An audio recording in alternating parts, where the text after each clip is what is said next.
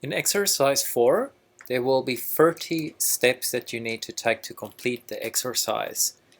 So code F1 is to start MedSmart, click OK on the welcome screen, and then to open exercise 4.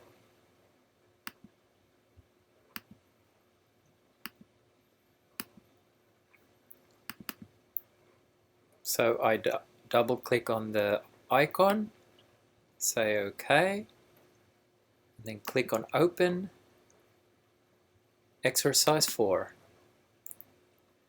It says the file will be opened. Please don't click while it is opening.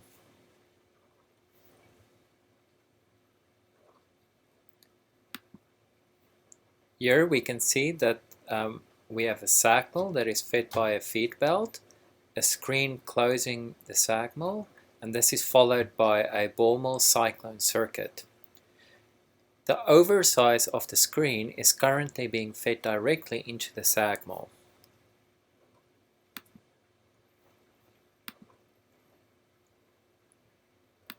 F4 tells us to study the exercise question. The question is, what is the impact of installing a recycle crusher on our plant performance? So we will add a recycle crusher and then see what happens to the circuit. F5 says click the simulation conditions button in the top ribbon and study the entries. The throughput is 108 tons per hour.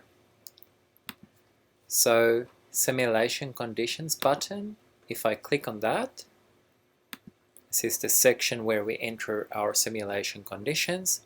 I can see my feed conditions has a throughput of 108 tons per hour. Then in the sag mill, I can see that I have a grate opening of 25 mm and an open area of 10%.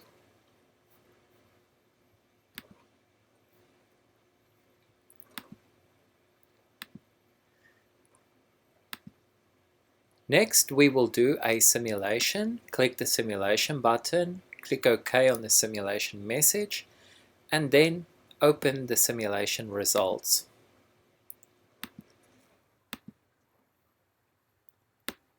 Accept, click Simulate,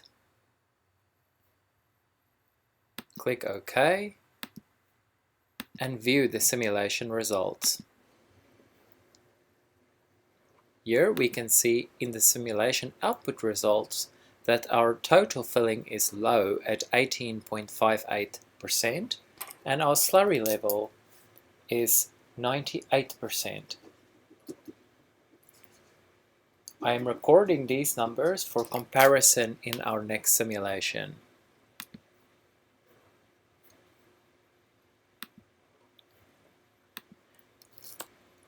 Next, we will delete this stream from the screen to the sag mill.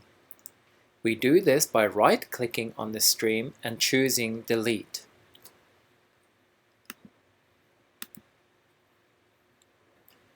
So here I am clicking on the stream and I will notice that the exit port and the entry port are highlighted.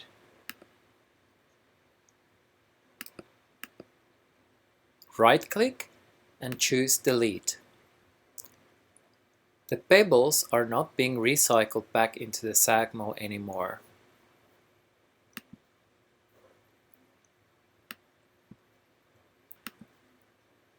The next step is to drag a cone crusher to the flow sheet.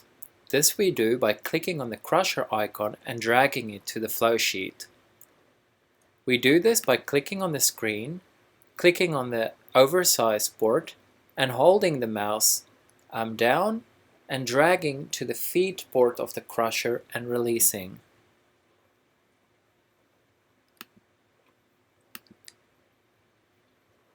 So click, oversize, drag, and connect to the sag mill.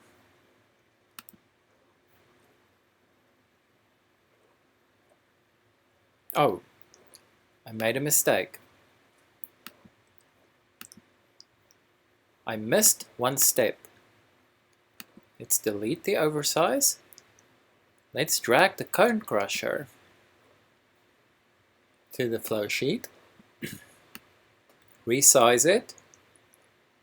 Take the oversize, click, hold and drag to the input of the crusher. Click on the crusher, click on the product, drag, hold to the input of the sag mill. Now the pebbles are being recycled to the crusher and the crusher product goes back into the sag mill.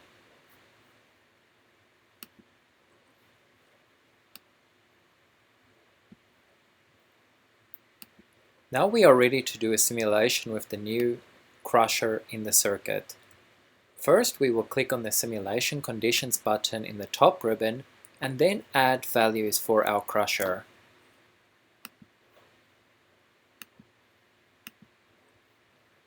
Click on Simulation Conditions, go to New Operating Conditions for Simulations, and then add the cone crusher information. In Excel, I can see the values that I have to enter. Installed power of 300, minimum close site setting of 10, maximum of 15. Close site setting of 12, a crusher work index of 12, a hardness index of 50, and then some default calibration constants, which are the typical values for a crusher in the industry. On installed power, I'll type in 300, minimum close site setting is 10, maximum is 15. Operating variables, close site setting is 12, required percent solids is 99, crusher work index is 12 and the hardness index is 50. Small rock constant is 0.8, big rock constant is 2.5, and the power constant is 1.3.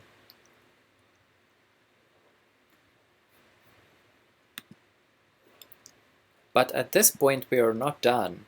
We need to add pebble ports to the sag mill. This is to remove pebbles so that we can crush it in the crusher.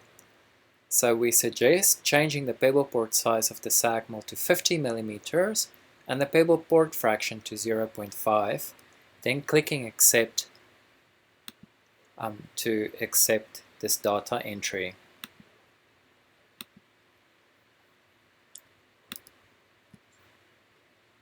In the sag mill, my pebble port size is now 50 and my pebble port fraction is 0.5. Click accept and now we can do a simulation. There is a message. It says that the mill filling is very low and the slurry filling is very high.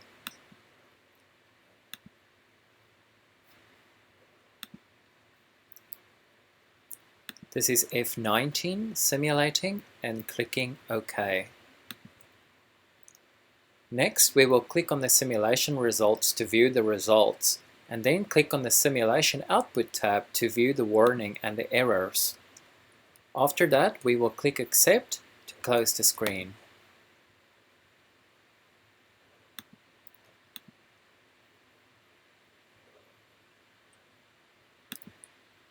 Simulation results, and I will go to Simulation Outputs, and here we can see that the total filling has dropped from 18% to 12%, and the slurry filling has gone up from 98 to 108. Because this total filling has dropped, we can increase the throughput in the next stage.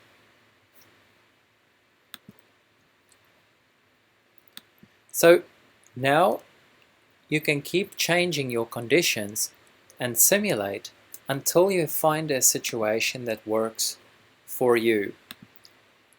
And you will continue until you don't have an error anymore.